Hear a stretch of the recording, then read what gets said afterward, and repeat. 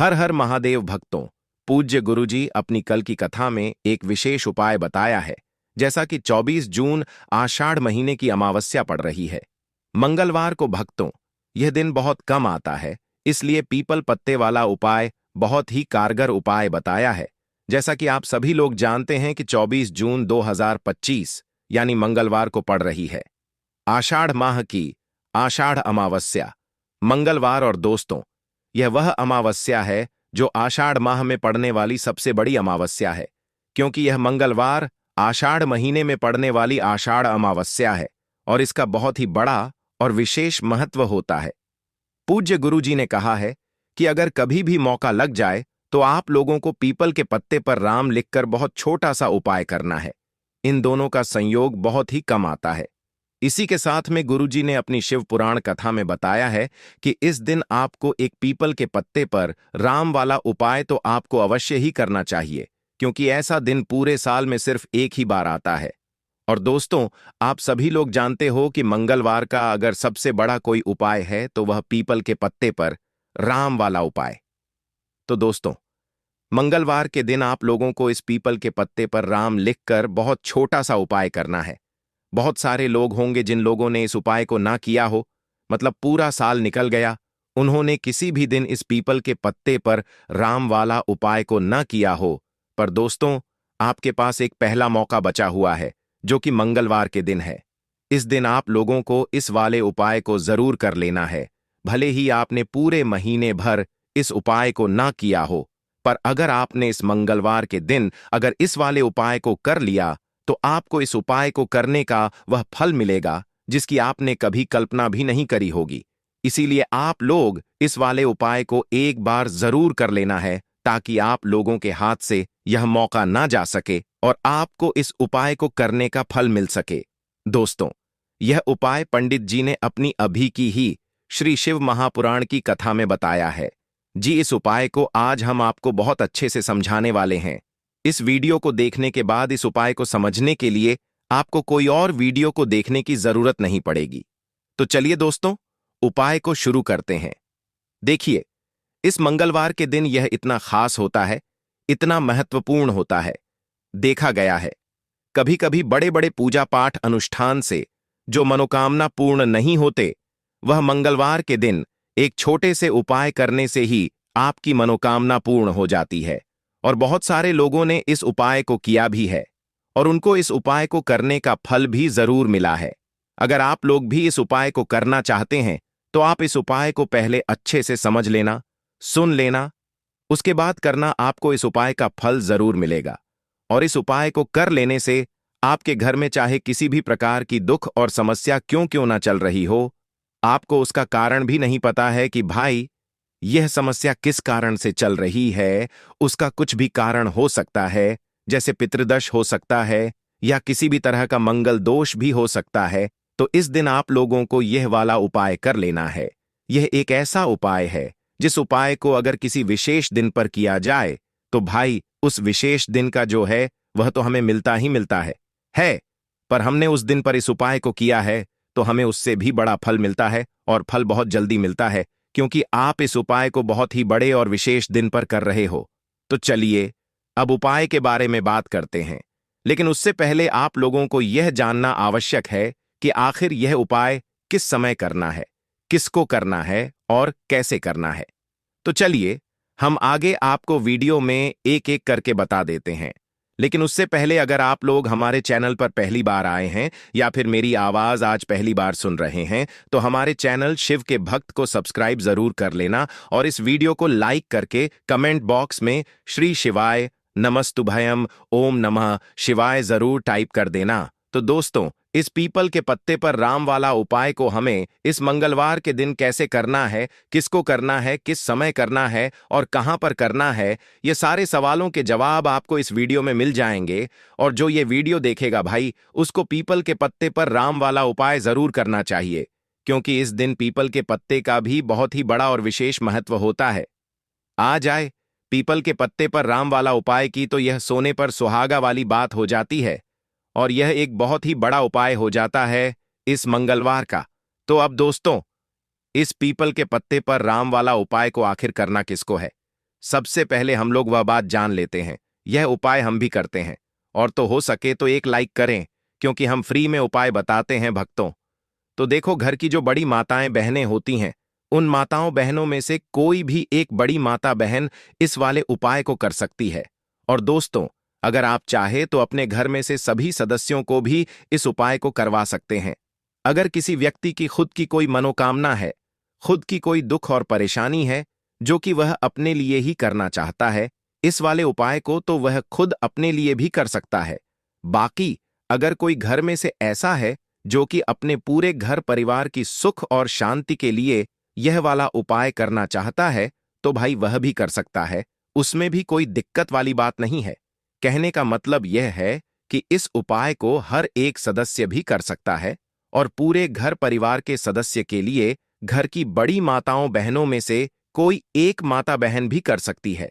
माताएं बहनें अगर घर में उपस्थित ना हो, या वह यह वाला उपाय ना कर पा रही हो, तो फिर घर का कोई बड़ा सदस्य भी इस पीपल के पत्ते पर राम वाला उपाय को कर सकता है, चाहे फिर वह पुरुष ही क्यों ना हो।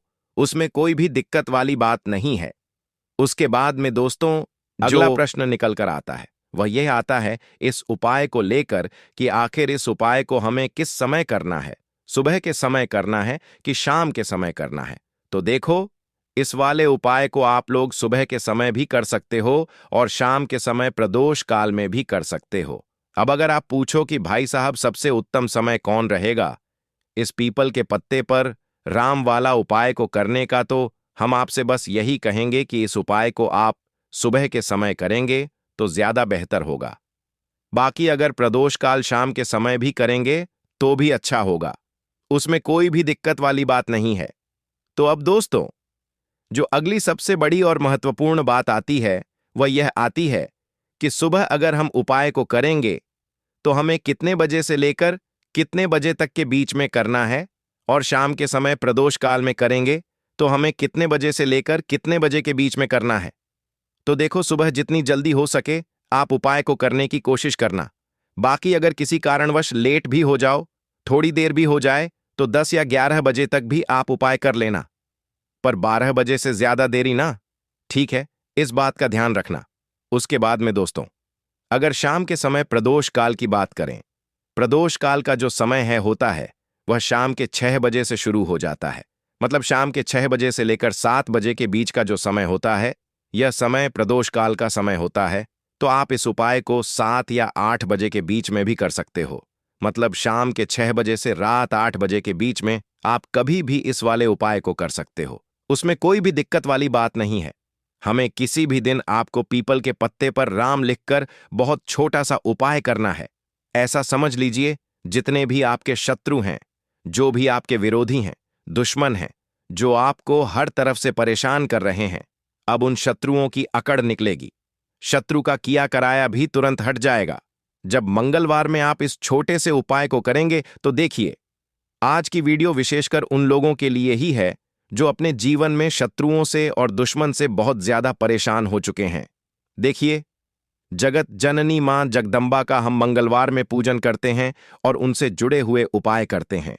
साथ ही साथ आपको बता दें कि मंगलवार में संकट मोचन हनुमान जी का पूजन करने से और उनसे जुड़े हुए कुछ उपाय करने से जीवन के बड़े से बड़े कष्ट भी क्षण भर में दूर हो जाते हैं। तब बहुत कम समय में आपके शत्रु और आपके विरोधी आपके जीवन से दूर हो जाएंगे। आपके दुश्मन लाख कोशिश करने के बाद भी आपका बाल भी बांका नहीं कर पाएंगे, अगर आप मंगलवार में इस छोटे से उपाय को कर लेते हैं। अब देखिए, आज का जो समय है यह कलयुग का समय है, और कलयुग के एकमात्र देवता जो अपने भक्तों के जीवन से सारे कष्टों को दूर कर देते हैं, वह स्वयं हैं संकट मोचन हनुमान जी। और संकट मोचन हनुमान जी का पूजन अगर आप मंगलवार में करते हैं और उनसे जुड़ा हुआ यह छोटा सा उपाय अगर आप मंगलवार में किसी भी दिन कर लेते हैं, तो ऐसा समझ लीजिए, आपके जो शत्रु हैं, आपके जो विरोधी, आपके जो दुश्मन हैं, यह किसी भी तरह से आपको परेशान करने का प्रयास कर लें, आपका बाल भी बांका नहीं कर पाएंगे। दूसरी चीज, अगर आपके शत्रु ने आपके ऊपर कोई भी तंत्र मंत्र करवा रखा है, कोई भी जादू टोना, कोई भी ब्लैक मैजिक आपके ऊपर करवा दिया है या करवाने का प्रयास कर रहे हैं, ऐसा समझ लीजिए वह किया कराया आप तक पहुंचेगा ही नहीं। और अगर आप तक पहुंच गया है, कोई भी ब्लैक मैजिक तुरंत हट जाएगा जब आप इस छोटे से उपाय को मंगलवार में करेंगे। देखिए, उपाय छोटा है लेकिन बहुत महादिव्य चमत्कारी है।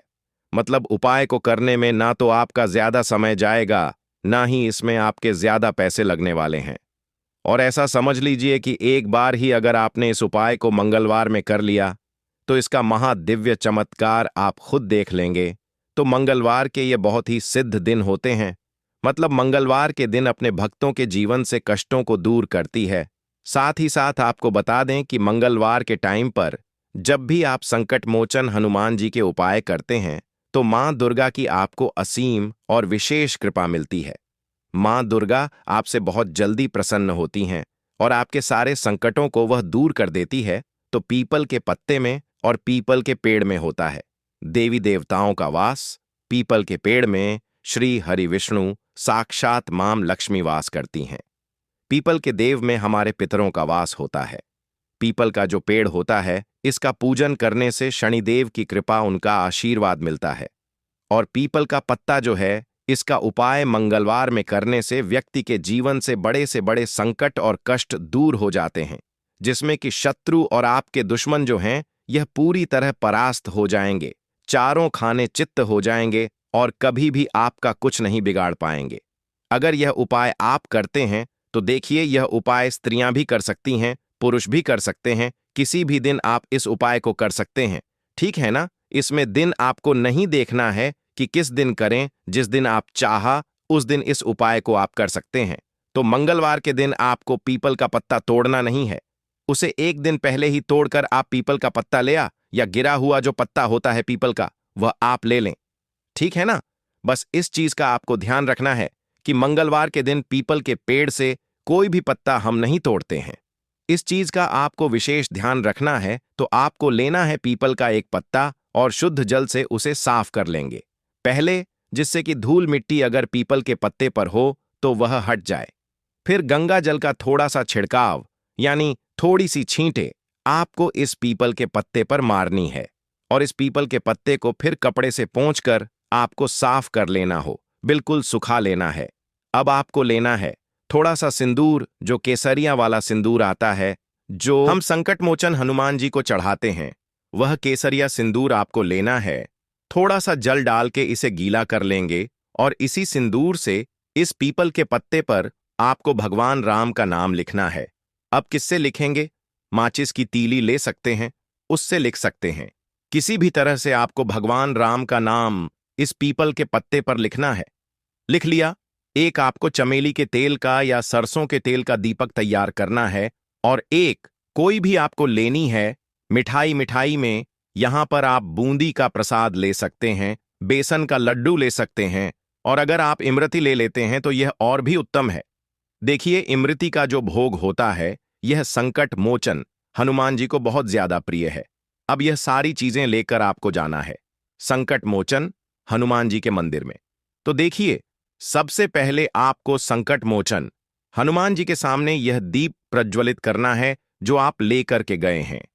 चाहे आपने चमेली के तेल का दीपक तैयार करा है या सरसों के तेल का, सबसे पहले दीपक आप जला देंगे और दीप जलाने के बाद आपको जो पीपल का पत्ता आप लेकर के गए थे, वह पत्ता आपको संकट मोचन हनुमान जी को अर्पित करना है, वहां चढ़ाना है। और जो भी भोग में आप लेकर के गए हैं, चाहे आपने बेसन के लड्डू लिए, बूंदी का प्रसाद लिया या फिर इमरती, जो भी कुछ आपने लिया है उसका भोग लगाना है। और संकट मोचन हनुमान जी से आपको प्रार्थना करनी है कि हे जगत का कल्याण करने वाले संकट मोचन हनुमान जी, संकटों को हरने वाले, मेरे जीवन से शत्रु और दुश्मनों को भी दूर कर दीजिए। शत्रु का किया कराया तंत्र मंत्र सब कुछ हट जाए, ऐसी कृपा मुझ पर कीजिए।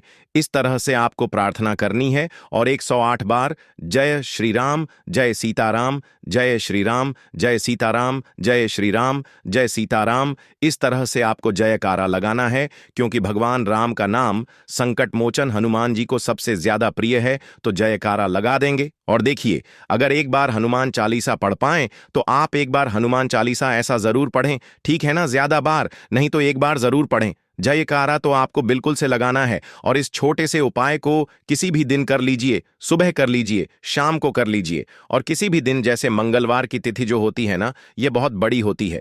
आप उस दिन भी इस उपाय को कर सकते हैं। जरूर से करें। शत्रुओं और दुश्मन, आपके जो विरोधी हैं, ये पूरी तरह चारों खाने चित हो जाएंगे और आपका बाल भी वहां का नहीं कर पाएंगे। तो देखिए, इस उपाय को आप एक बार आपको इस उपाय को जरूर से करना चाहिए। तो देखिए, इस उपाय को करने से जो आपके सामने से शत्रु हैं, वह भी परास्त हो जाएंगे। जो पीठ पीछे वार करते हैं, पीठ पीछे तंत्र मंत्र करवाते हैं, वह शत्रु भी चारों खाने चित्त हो जाएंगे।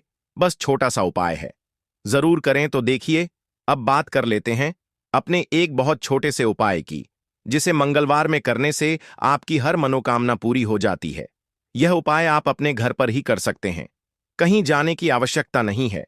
कोई भी ऐसी विश जो बहुत लंबे समय से अधूरी है, पूरी नहीं हो रही है, या धन को लेकर आप बहुत परेशान हैं, या घर में संकट कष्ट बहुत आते हैं, बीमारियां बहुत आती हैं, तो एक लाल पुष्प, जैसे कि गुलाब का फूल भी लाल होता है, आप जरूर से अपने घर के मंदिर में मां दुर्गा को अर्पित करें और एक देसी घी का दीपक लाल बाती का जलाकर मां का पूजन करें। मंगलवार में अगर लाल रंग से जुड़ा हुआ यह उपाय आप करते हैं, आपकी सारी मनोरथ, सारी मनोकामनाएं मां पूरा कर देंगी, क्योंकि लाल रंग मां दुर्गा को बहुत प्रिय है। लाल पुष्प और लाल रंग की बाती का दीपक आपकी बड़ी से बड़ी मनोकामना को भी पूरा कर देगा। मंगलवार में यह उपाय आप किसी भी दिन कर सकते हैं। दूसरे उपाय कि हल्दी वाला जल आपको अपने घर में किस जगह पर डालना है और उपाय को कैसे करना है और कैसे। यह हल्दी वाला जलते वैशाख महीने का मंगलवार दोष व्रत के दिन जब आप अपने घर में डालते हैं, छींट है, उपाय को करते हैं, तो सीधे सीधे मां लक्ष्मी आपसे प्रसन्न होकर आपके घर में आती हैं और श्री हरि विष्णु के साथ आती हैं। स्थिर लक्ष्मी का आपके घर में वास होता है। कहने का मतलब है कि फिर कभी भी मां लक्ष्मी आपके घर को छोड़कर नहीं जाती है। जो लोग कहते हैं कि हमारे घर में धन तो आता है लेकिन चला जाता है लेकिन फिजूल खर्ची बहुत है। धन तो घर में आता है लेकिन तिजोरी कभी धन से भरी नहीं रहती है, खाली हो जाती है।